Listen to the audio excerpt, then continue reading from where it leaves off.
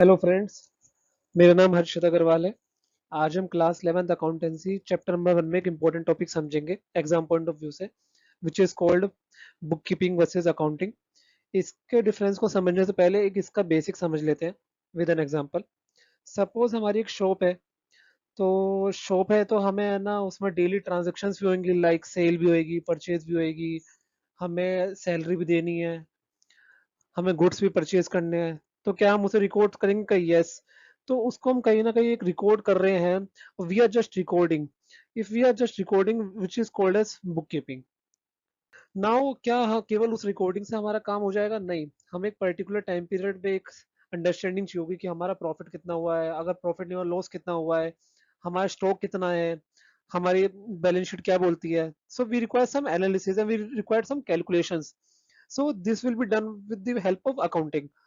So now start with the difference between। सबसे पहला basis है मीनिंग। जैसा कि हमने समझा, in book keeping we are recording business transaction systematically. For example, recording cash sale of 5,000 in books, we are just recording. But in the accounting, we have to summarize, interpret financial information. For example, preparing P&L account to find net profit. Second basis है हमारा objective या purpose. Book keeping का objective है proper record को maintain करना, where as accounting का objective है determine करना प्रॉफिट एंड लॉस कितना हुआ है और फाइनेंशियल पोजीशन क्या है हमारी। बिकॉज बुक कीपिंग में केवल हम रिकॉर्डिंग कर रहे हैं तो इसका स्कोप बहुत लिमिटेड है। बट अकाउंटिंग में हमें रिकॉर्डिंग भी करनी है, उसके बाद उसे इंटरप्रेट भी करना है, उसका फाइनेंशियल रिजल्ट भी निकालना है। So it's scope is wider. Next is stage.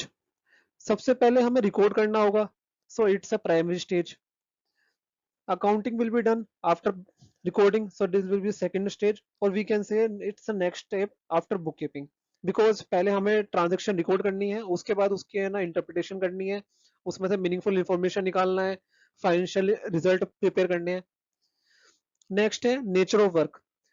Because हमें केवल रिकॉर्ड ही करना है बुक कीपिंग में, this is called as clerical work. But accounting में हमें एनालिटिकल वर्क लगेगा।